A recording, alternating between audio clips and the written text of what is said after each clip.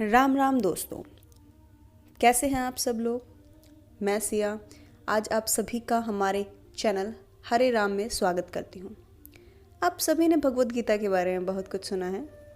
आप सभी का गीता पढ़ने की इच्छा भी बहुत होगी, किंतु आज के समय में हमारी दिनचर्या इतनी व्यस्त है कि हम चाहते हुए भी गीता नहीं पढ़ पाते और समय भी नहीं निकाल पाते।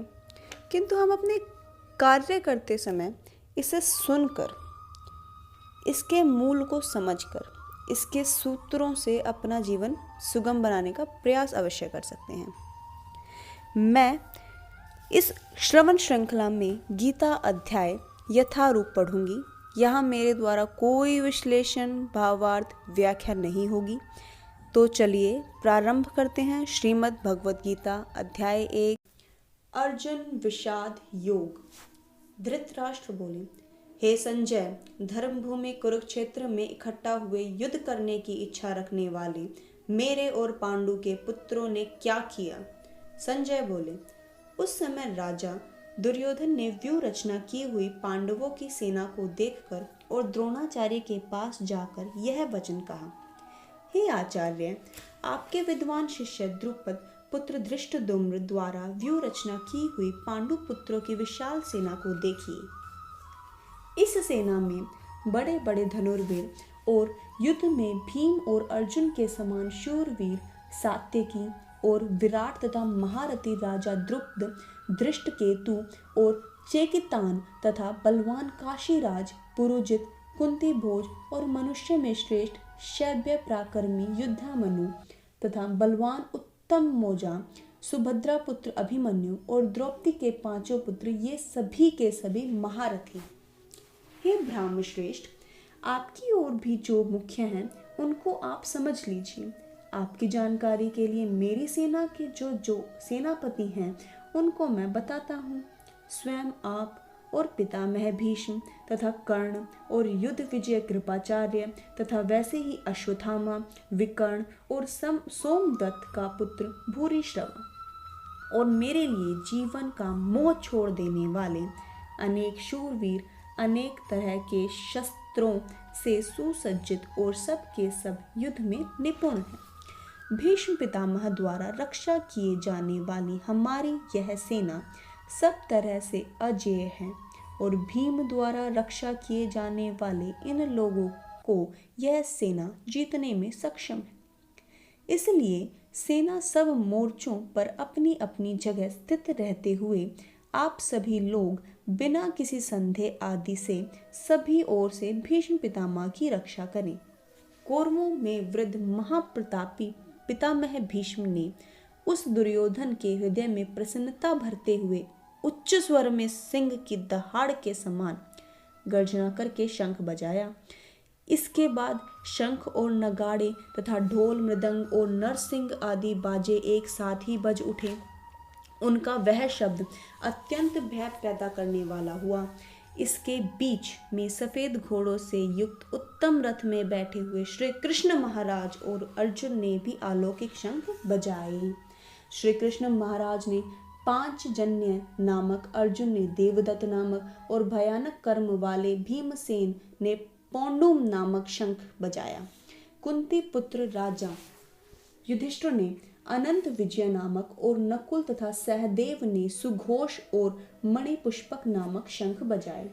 श्रेष्ठ धनुष वाले काशीराज और महारथी शिखंडी एवं धृष्टद्युम्न तथा राजा विराट और अजय सात्यकी, राजा द्रुपद और द्रौपदी के पांचों पुत्र और बड़ी भुजाओं वाले सुभद्रा पुत्र अभिमन्यु, इन सभी ने, हे राजन, सब और दिशाओं में अलग अलग शंख बजाए और उन शंखों के भयानक शब्द ने आकाश और पृथ्वी को भी गुंजायमान करते हुए आपकी ओर वालों के हृदय को हिलाकर रख दिया।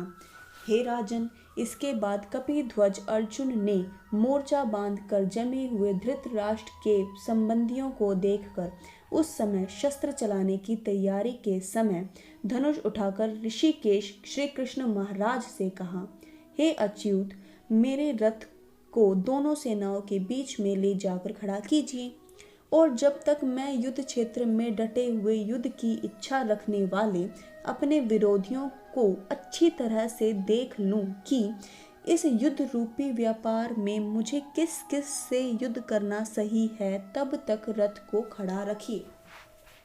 दुष्ट बुद्धि वाले दुर्योधन का इस युद्ध में साथ देने वाले कौन कौन से राजा अपनी सेनाएं लेकर आए हैं, मैं उन सबको देखना चाहता हूँ।